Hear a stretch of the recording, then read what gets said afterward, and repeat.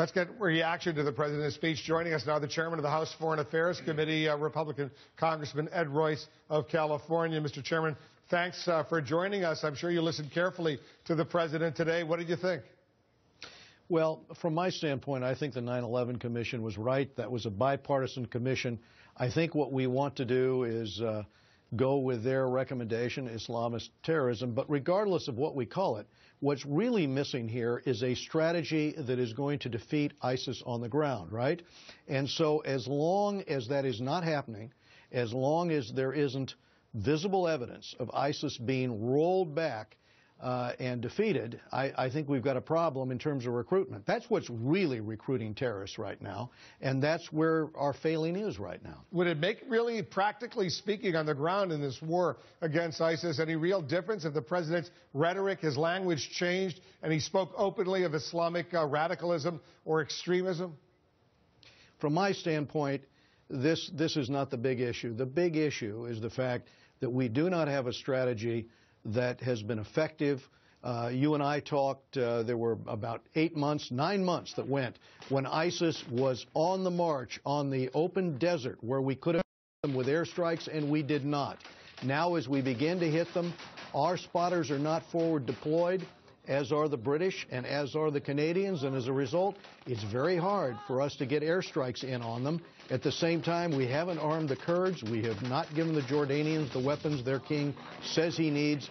And you and I know what's happened with the Free Syrian Army in terms of lack of preparation or giving them any kind of training or weaponry. If we are going to be effective here, we have got to have a strategy that shows decisive victory and decisive action, and that can't mean that you've got to wait for Washington, D.C. to sign off on every target. Those decisions have to be made by the spotters and by the airmen, just as the British and Canadians do it, in real time, because by the time the order comes back or the approval comes back from Washington, the target has moved. So that's where we're losing ground right now. As the president also spoke about the issue of poverty, that sometimes these terrorists, they're motivated because they live in poverty, they have no education, they have nothing to do, they get motivated, inspired by these messages from ISIS and Al-Qaeda online, and as a result, they become terrorists. You buy into that poverty angle, that part of this story? This was the explanation given to me in terms of the problem with Boko Haram, you know, poverty. And I remember the explanation, and I remember my retort to it, which was I had talked to a Muslim governor who warned me of this problem. He was from that area where Boko Haram operates, and he told me what was happening was that funding was coming in from the Gulf states, and they were setting up a madrasa, and the young boys there were being converted into radical Islamist terrorists. And he said, you know, it's only a matter of time before they come for me. He said, I grew up in a madrasa, but this one's 10 times the size with 100 times the budget. It has a Gulf imam, and they're learning jihad. And it will only be a matter of time before my state is in flames. Well, today that has happened. And blaming it on poverty or whatever other set of circumstances doesn't really address the issue of the brainwashing that's going on with young males in which they're being recruited into this particular philosophy of jihadist activity. I want you, Congressman, Mr. Chairman, to stand by. I have many more questions for you.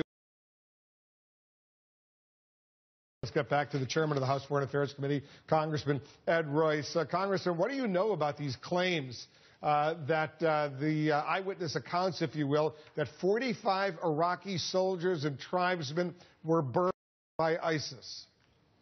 What we're trying to ascertain at this point, Wolf, was were they burned alive before or after? Now, we've seen that they've used cages to hold some of their captives. These were the same types of cages that we saw the Jordanian pilot burned alive in. But whether or not this particular horrific crime was committed before or after they were executed, we don't know yet. What we do know is under the Quran, this is you're not supposed to burn bodies. But this particular terrorist organization has really taken to a new enthusiasm for crucifixions. I was with representatives today of the Egyptian community and of the Christian community in the Middle East.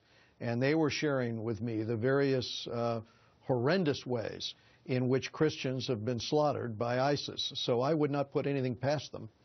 When you say crucifixions, you mean literally they've been crucified on crosses? Is that what you're saying? Literally, they have crucified some victims. They have decapitated many. And burning is one of the things they do. But in addition, of course, this idea that they can take captive and make concubines from the wives and daughters of those they defeat, especially of Christians, is something that they cite. And they're using that as a recruiting methodology, amazingly. They're telling young men, part of the reward is being able to take concubines on the battlefield.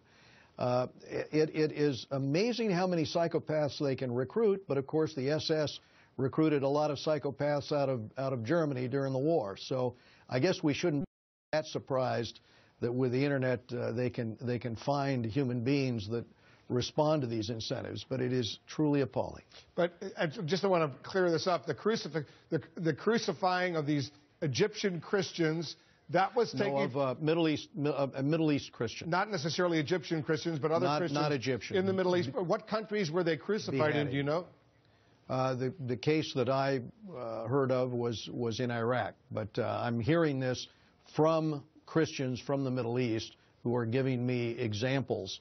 And of course the Egyptian or the Coptic representative that I talked to today, it was 21 Coptics who were decapitated, and these tactics are horrific tactics meant to scare the enemy, but also it drives recruitment. Yeah, those Egyptian Christians, they were beheaded inside Libya, and the Egyptians are now in Libya. The Egyptian military is now responding very quickly. Do you know anything about? I talked to the ambassador today. The Egyptian ambassador. They are evacuating Egyptians out of Libya, and of course there's continued concern in Rome because there's thousands of Libyans who are coming through Italy. It's not, that far a trip from Tripoli. And the question is, how can the Italians, how can Rome keep its eyes on which of those might be jihadists? Yeah, well, that's very, very disturbing stuff. Mr. Chairman, Ed Royce, thanks very much for joining us. Thank you, Wolf.